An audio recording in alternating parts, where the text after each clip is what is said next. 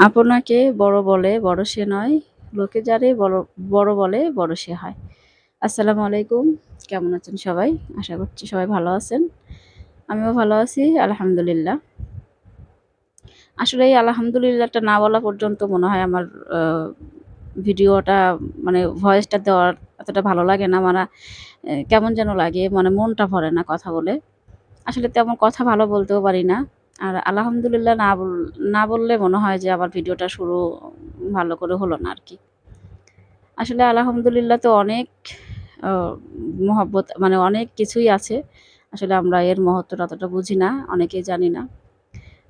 সবকিছুতে আসলে আলহামদুলিল্লাহ বলাটাই জরুরি।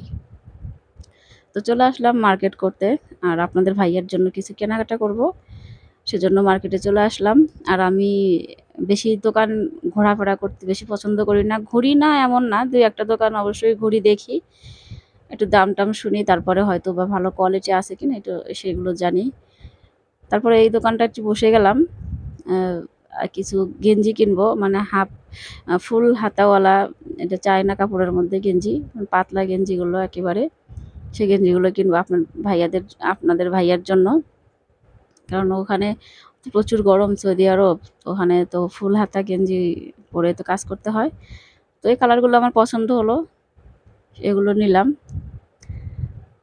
আর দামটাও খুবই কম। আর কম দামের মধ্যে আপনাদের ভাইয়া এমনিতে বেশি দামের কাপড়-চোপড় পরতে পছন্দ করে না। পরে না তা না, পরে কিন্তু রেগুলার ব্যবহার করবে বলে বলল যে, "কম দামের কাপড়-চোপড় একটু নাও, যাতে রেগুলার ব্যবহার করো, বেশি করে নাও।" তো আমি কয়েকটা প্যান্ট নিলাম আর হচ্ছে গেঞ্জি নিলাম। মানে এখানে ৭ পিস প্যান্ট আছে। ৫ টা হচ্ছে অ্যা এক রকমের আর ২ টা হচ্ছে বেশি একেবারে হাই কোয়ালিটি নিলাম।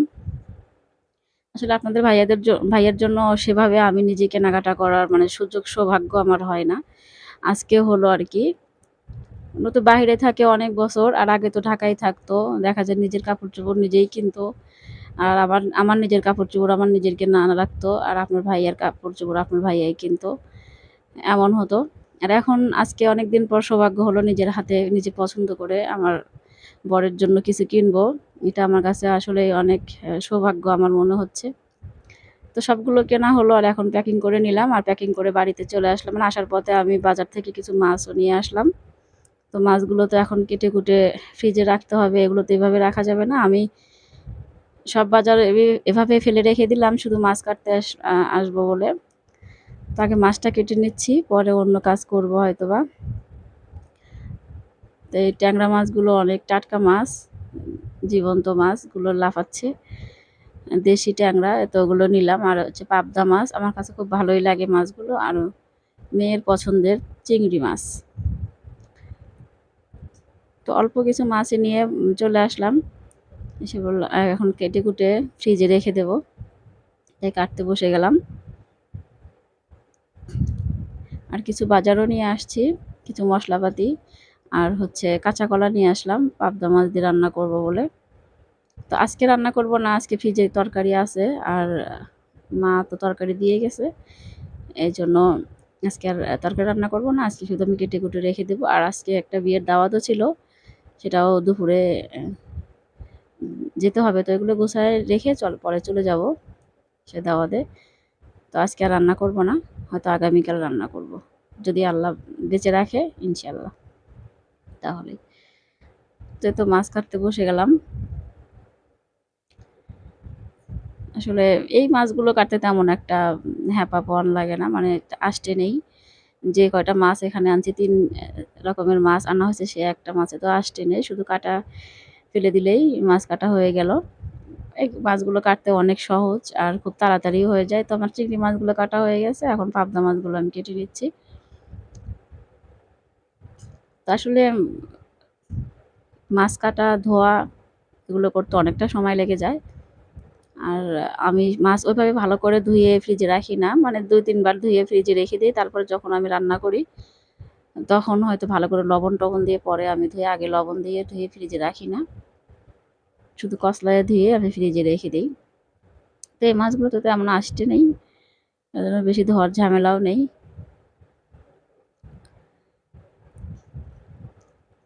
তো কাটাকুটে করে আমার ধোয়াও হয়ে গেল।